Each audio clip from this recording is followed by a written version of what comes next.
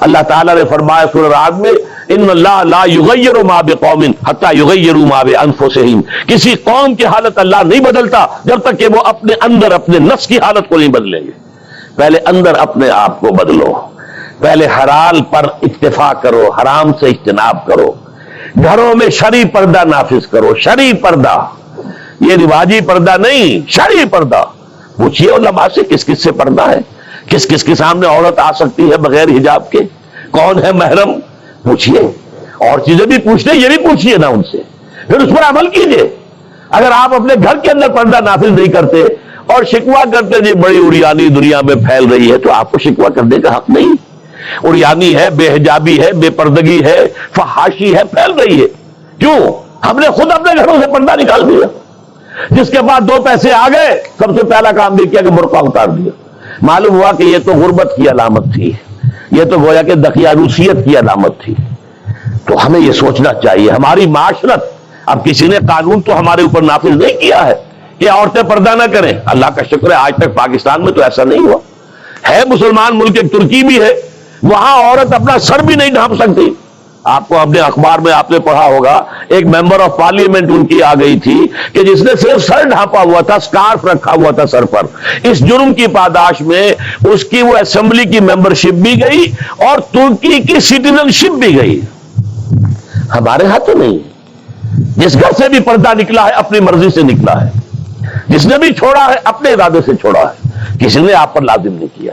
تو پہلا کام دیکھیے اصلاح معاشرہ کا، پہلے اپنے آپ کو بدلو، اپنے آپ کو ٹھیک کرو، اپنے کردار کو، اور دونوں اعتبارات سے اپنی معاش اور معاشرت، معاش آپ کی جو بھی کمائی ہے جس پر آپ کا گزارا ہے اس میں کوئی حرام کی آمیزش نہ ہو، معاشرت جو رہن سہن ہے، باقی ظاہر بات ہے چور کا ہاتھ تو آپ نہیں کاٹ سکتے، وہ تو جب تک قانون نہ بنے اور وہ نظام نہ بدلے، زانی کو آپ سنسار نہیں کر سکتے جب تک کہ شریعت کا قانون جو ہے اس کی بالادستی نہ ہو جائے، وہ آپ نہیں کر سکتے، سود آپ ختم نہیں کر سکتے جب تک کہ وہ نظام حکومت ختم نہ کرے، ورنہ تو ہر ایک جو ہے پورے ہمارے نظام کا جو ہے تانا بانا سود پر ہے۔ لیکن خود تو اپنے آپ کو بچا سکتے ہو، ڈائریکٹ انوالومنٹ تو نہ ہو سود میں، خود تو سود پر قرض نہ لو، خود تو اپنی بچت وہاں رکھ کر اس پر سود نہ کھاؤ، اور پھر ڈپازٹ رکھ کر جو ہے سود نہ کھاؤ۔ کم سے کم ان دونوں اعتبارات سے جب تک کہ ہم اپنے آپ کو، تقویٰ تو بہت اونچی چیز ہے، اور تقویٰ بھی وہ جتنا کہ اللہ کے تقویٰ کا حق ہے، تو بہت اونچی بات ہے، کم سے کم جو صریح حرام ہے اس سے تو بچیں۔ تو پہلی منزل یہ، بلکہ میرے اب آج کی ترتیب میں دوسری منزل ہوئی۔ پہلی منزل کیا تھی؟ یقین والا ایمان حاصل کرو، یقین پیدا کرے ناداں، یقین سے ہاتھ آتی ہے وہ درویشی کہ جس کے سامنے جھکتی ہے فقوری۔ ایسے ایسے درویش گزرے ہیں۔ اب یہ خواجہ نظام الدین اولیاء رحمت اللہ علیہ، دلی میں ایک تخت ہوتا تھا بادشاہ کا، ایک تخت ہوتا تھا ان کا روحانی تاجدار۔ وہ کون تھے؟ نظام الدین اولیاء رحمت اللہ علیہ۔ 6 بادشاہ ان کے زمانے میں بیٹھے تخت دہلی پر، کسی کے پاس حاضری نہیں دی، درویش نہیں جایا کرتے عمرا کے گھروں میں۔ ایک بادشاہ نے کہا کہ میں آنا چاہتا ہوں، روک دیا، نہیں میرے پاس مت آؤ۔ اس نے کہلوایا میں آ جاؤں گا، آپ کا دربار عام ہے، کھلا ہے، سب آتے، میں بھی آ جاؤں گا، آپ مجھے کیسے روک سکتے ہیں؟ جواباً کہلوایا کہ اگر بادشاہ ایک دروازے سے داخل ہوا تو درویش دوسرے دروازے سے نکل جائے گا۔ جھک رہا ہے کہ نہیں بادشاہ؟ جب آیا تھا بابر یہاں پر حکومت وہ جنگ کرنے کے لیے، پانی پت کی پہلی جنگ ہونے والی تھی سن 1526 میں، پتہ نہیں یہ تاریخ بھی اب لوگوں کو معلوم ہے کہ نہیں، تو وہاں کون تھا؟ ابراہیم لودھی بادشاہ تھا دہلی کا۔ وہ آیا ہے شیخ عبد القدوس گنگوہی رحمت اللہ علیہ کے پاس کہ حضور حضرت میرے لیے دعا کیجئے، بڑا وقت سخت آ گیا ہے، بابر فوج لے کر آ گیا ہے۔ ان کا دعا نہیں کی، فرمایا ہٹ جاؤ یہاں سے، ہماری دھوپ چھوڑ دو، دعا نہیں کی۔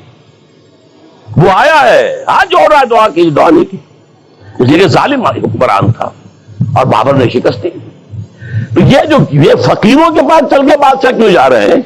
اس لیے کہ وہ یقین ہے دل کے اندر، یقین پیدا کرے ناداں، یقین سے ہاتھ آتی ہے وہ درویشی کے جس کے سامنے جھکتی ہے فغفوری۔ بادشاہ جھکتے ہیں جن کے سامنے، وہ کس سے حاصل ہوتی ہے؟ وہ در حقیقت یقین قلبی والی دولت۔ دوسرا کام، اپنے عمل کے اندر، اپنے کردار میں تقوی اختیار کرو جس کا کم سے کم درجہ یہ ہے کہ حرام سے تو اپنے آپ کو بچا لو اور فرائض کی پابندی کرو. نماز فرض ہے، روزہ فرض ہے، اگر آپ کے پاس مال اتنا ہے کہ زکوٰۃ آپ پر عائد ہوتی ہے زکوٰۃ دینا فرض ہے، اگر استطاعت ہے تو حج کرنا فرض ہے، جو بھی ہے فرائض وہ ادا کرو، فرائض و واجبات ادا کرو، حرام سے اپنے آپ کو روک لو. یہ دو کام نہیں کرتے تو اگلی آیت کی طرف بڑھنے کا فائدہ ہی نہیں، پھر یہیں پر بات ختم ہو جائے گی، فل سٹاپ ہو جائے گا. لیکن اگر یہ مرحلہ طے کر لیا، خوش نصیب، اس نے اپنی معاش اور اپنی معاشرت کو درست کر دیا شریعت کے مطابق. اب اگلا قدم کیا ہوگا؟ وَاعْتَصِمُوا بِحَبْلِ اللَّهِ جَمِيعًا وَلَا تَفَرَّقُوا. اب چونکہ تمہیں فرد سے آگے بڑھ کر ایک امت بننا ہے، دنیا میں انقلاب برپا کرنے کے لیے، اللہ کے دین کا بول بالا کرنے کے لیے، اللہ کے دین کو غالب کرنے کے لیے تمہیں تو فوج بننا ہے، خدائی فوجدار بننا ہے. لہذا تمہیں جڑنا ہوگا نا. تمہیں جوڑنے والی شے کون سی ہوگی؟ میں نے کہا تھا نا، فصیل کی مضبوطی کا دار و مدار دو چیزوں پر ہے، اینٹیں پکی ہو، افراد جو ہیں ان میں تقویٰ آ گیا، فرما برداری آ گئی، اینٹ پکی ہو گئی دینی اعتبار سے. اب ان کو جوڑنے والی شے کیا ہے؟ فرمایا اور سب مل جل کر اللہ کی رسی کو مضبوطی سے تھام لو اور تفرقوں میں مبتلا نہ ہو. وَاعْتَصِمُوا بِحَبْلِ اللَّهِ، حبل اللہ، اللہ کی رسی، مل جل کر جمیعاً. وَاعْتَصِمُوا بِحَبْلِ اللَّهِ جَمِيعًا وَلَا تَفَرَّقُوا، تفرقے میں مبتلا نہ ہو. تفرقہ ہوگا تمہاری قوت ختم ہو جائے گی. Divided you fall, United you stand. اگر تم مضبوط ہو اور مجتمع ہو، بنیاد مرصوص ہو، تو تمہیں کوئی شکست نہیں دے سکتا. اگر تمہارے دل پھٹے ہوئے ہو، تمہارے اندر رکھنے ہو، تو تمہارے اندر سے غدار نکل آئیں گے. جیسے کہ آپ کو معلوم ہے کہ انگریز جو آیا ہے ہندوستان میں، بنگال میں غداری ہوئی، میر جعفر نے غداری کی، اس لیے بنگال میں پلاسی کی جنگ میں فتح ہوئی لارڈ کلائیو کو.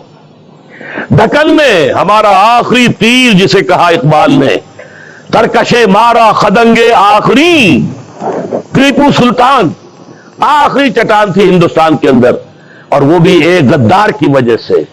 جعفر از بنگال و صادق از دکن، ننگے آدم ننگے دی ننگے وطن. تھے کون؟ مسلمان تھے.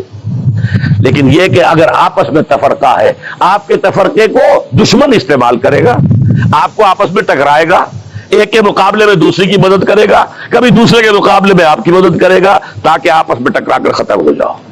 لہذا اتحاد، اب کیونکہ یہاں پہ اتحاد لکھا ہوا ہے تو اسی حوالے سے سمجھیے کہ وَاعْتَصِمُوا بِحَبْلِ اللَّهِ، جو اتفاق کیسے آئے گا؟ اللہ کی رسی کو مضبوطی سے تھامو.